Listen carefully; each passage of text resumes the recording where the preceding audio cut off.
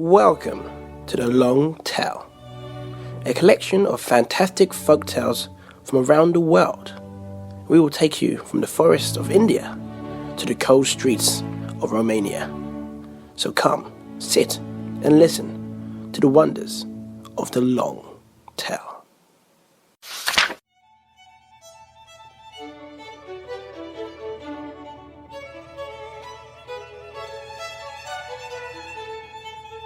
Hello there, I am the Tale Master, and I have handpicked all of the tales for your listening pleasure. This week's collection of tales is based on heroes.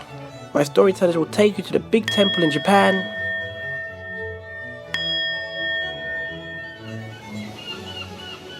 huge dykes from Holland, and finishing in America, helping Mum. Care to join us? Cats, Cats, Cats, a tale from Japan, read by Afua. Once there was a boy who loved to draw. His name was Joji. Joji grew up on a farm with lots of brothers and sisters. The others were a big help to their father and mother. But not Joji. He did nothing for hours but draw in the dirt with a stick. And what Joji drew was just one thing: cats. Cats, cats, and more cats. Small cats, big cats, thin cats, fat cats. Cats, cats, cats. Joji, his father told him, you must stop drawing all these cats. How will you ever be a farmer? I'm sorry, father, I'll try to stop. And he did try. But whenever Joji saw one of the farm cats go by, he forgot about his chores and drew another cat. Joji will never make a farmer, said the farmer sadly to his wife. Maybe he could be a priest, she told him. Why don't you take him to the temple? So the farmer brought Joji to the priest at the village temple. The priest said, I will gladly teach him. From then on, Joji lived at the temple. The priest gave him lessons in reading and writing. Joji had his own box of writing tools with a brush and an ink stick and a stone. Joji loved to make the ink. He poured water in the hollow of the stone. He dipped the ink stick in the water. Then he rubbed the stick on the stone. And there was the ink for his brush. Now the other students worked hard at their writing, but not Joji. With his brush and rice paper, he did nothing for hours but draw.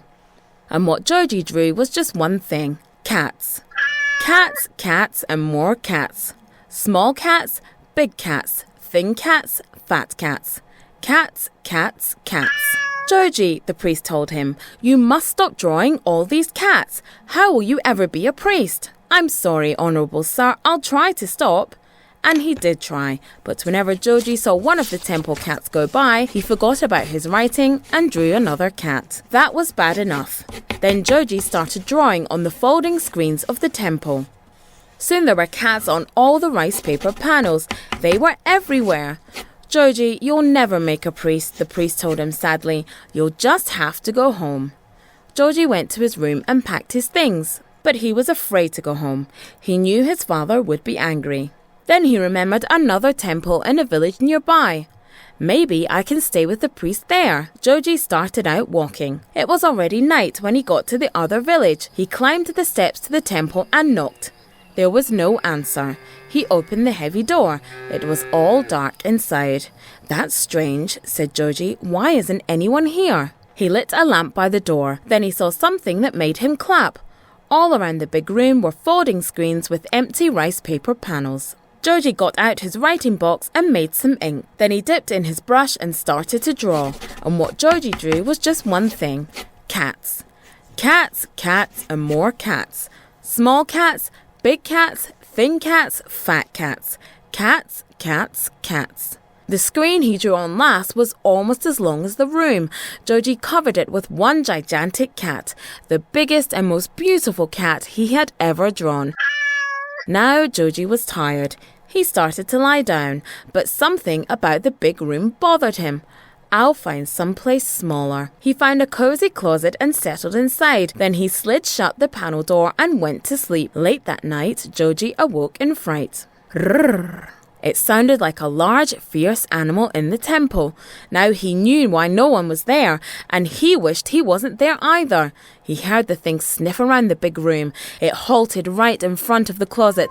Then, all at once, yow!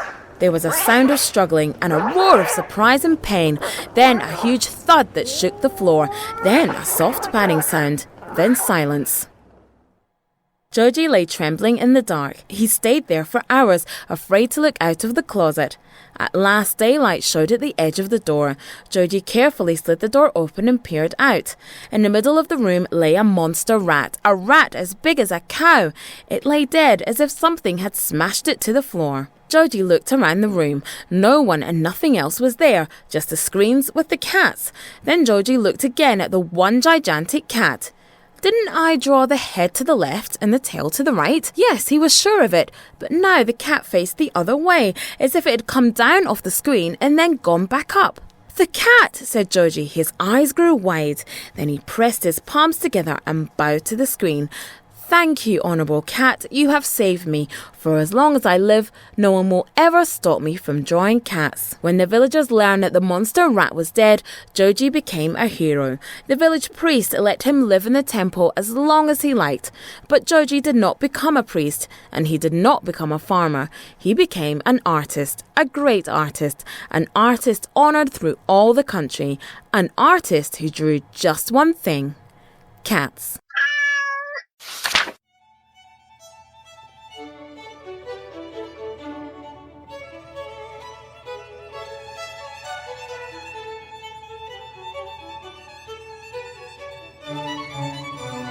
Never stop doing something you love, unless it's illegal. Always be true to yourself and everything will work out just fine. Now, on to something else.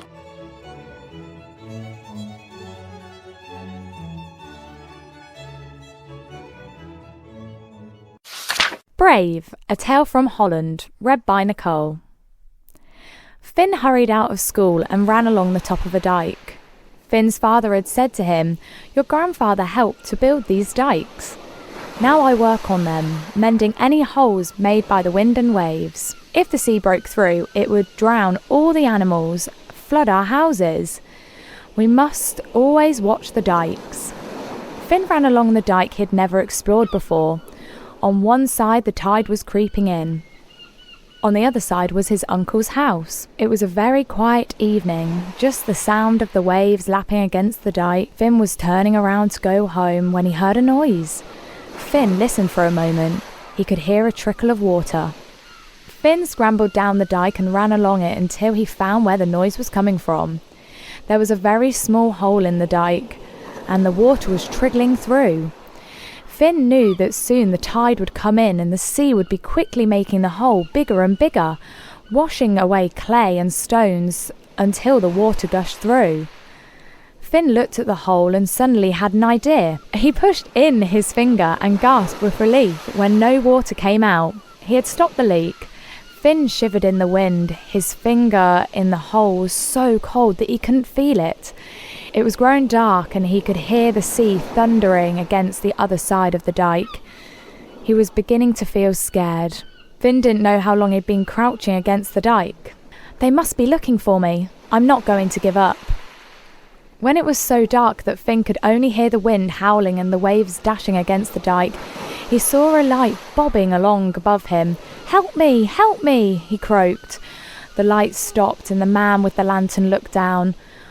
"What's a little brave lad like you doing out here on the dike at this time of night?" Finn, trembling with cold, managed to tell him all about the hole. They heard voices calling along the dike and could see lanterns. It was Finn's father and uncle, and many men from the village who were searching out for Finn. "Here he is! Here's your lad!" shouted the man. "I was coming home from work and I found him down by the dike. It has a hole in it." Finn's father rushed down the dike and picked him up. He wrapped the cold boy in his coat before carrying him home. "Don't you worry about the dike anymore. Your uncle will mend it. What you did was very brave, and you saved all the animals and our houses. I'm so proud of you." Finn was known as brave from that day on.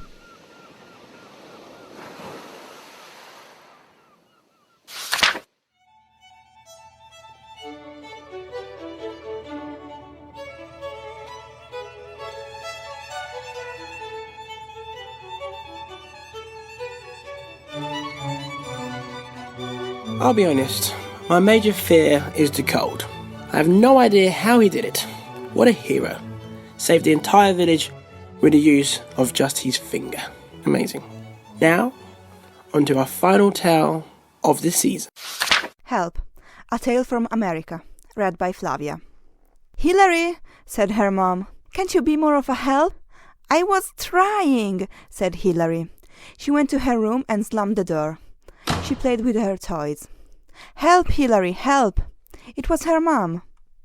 "I'm coming," yelled Hillary. Two bad guys were carrying her mom away. Hillary ran after them down the street. "Look out," said one. "That kid is chasing us." "Let's get out of here fast," said the other. They stuffed her mom into a car and drove off. "Help, Hillary, help!" Hillary got in another car and raced after them. They stopped at an airport and headed for a plane. Hillary was right behind them. "Drop my mom!" Hillary yelled. "Right now!" The bad guys dropped her mom and ran off, but something swooped down. A giant bird! It picked up her mom and flew away. "Help, Hillary, help!" Hillary got in the plane and took off after the bird. She flew right above it and climbed down a rope. But the bird dropped her mom. "Help, Hillary, help!" Hillary got back in the plane and flew a loop-de-loop-de-loop. Her mom landed on top. "Hold on!" Hillary yelled, but the wind blew her off. "Help, Hillary, help!" Hillary jumped from the plane. They landed in a river. Splash! But a waterfall was just ahead. "Help, Hillary, help!" Hillary grabbed her mom in time and started for the shore, but a giant serpent rose from the water. It opened its mouth. "Help, Hillary!" The serpent swallowed them. On the way down, Hillary tickled his throat. The serpent coughed and they flew through the air. They passed over the town. They landed in their own backyard. "Hillary," said her mom, "you're such a great big help."